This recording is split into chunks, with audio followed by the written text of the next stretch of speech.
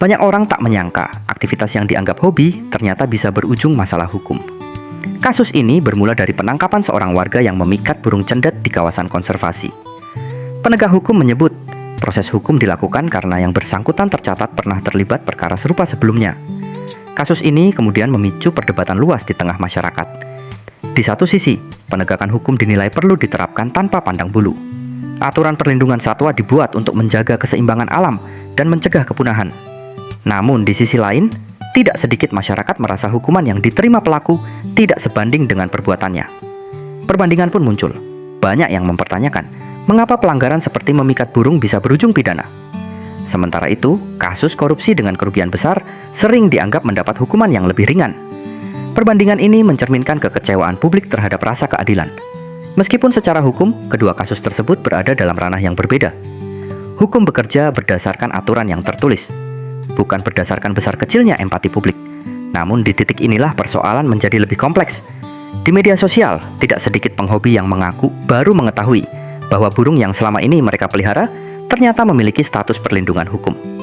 Di lapangan, beberapa jenis burung kicau yang sering dipermasalahkan, seperti cucak hijau dan cendet pada jenis tertentu, tercatat masuk dalam kategori satwa yang dilindungi atau dibatasi penangkapannya. Sayangnya, informasi ini belum selalu tersampaikan dengan baik ke masyarakat. Persoalan lain yang kerap disorot adalah soal perizinan. Bagi sebagian orang, proses pengurusan izin pemeliharaan atau penangkaran burung dilindungi dianggap rumit. Tidak semua tahu harus kemana mengurusnya. Kondisi ini membuat sebagian masyarakat akhirnya tersandung pelanggaran, bukan karena niat jahat, melainkan karena keterbatasan informasi. Faktor pendorong lainnya juga tidak bisa diabaikan. Ada yang memikat burung karena alasan ekonomi. Ada pula yang melakukannya sebagai tradisi atau hobi lama yang sebelumnya tak pernah bersentuhan dengan hukum. Kasus serupa pun bukan hanya sekali ini terjadi. Di berbagai daerah, masyarakat pernah terseret proses hukum akibat ketidaktahuan terhadap aturan yang berlaku. Pertanyaannya kemudian muncul, apakah pendekatan pidana sudah menjadi jalan terbaik bagi masyarakat yang sebenarnya tidak paham aturan? Atau justru edukasi dan pembinaan seharusnya lebih dikedepankan? Kasus ini seharusnya menjadi momentum evaluasi bersama.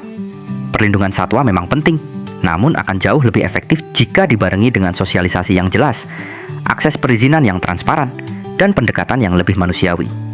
Tujuan akhirnya bukan menghukum sebanyak-banyaknya orang, melainkan menjaga alam tetap lestari, dan masyarakat tidak lagi tersandung hukum karena ketidaktahuan.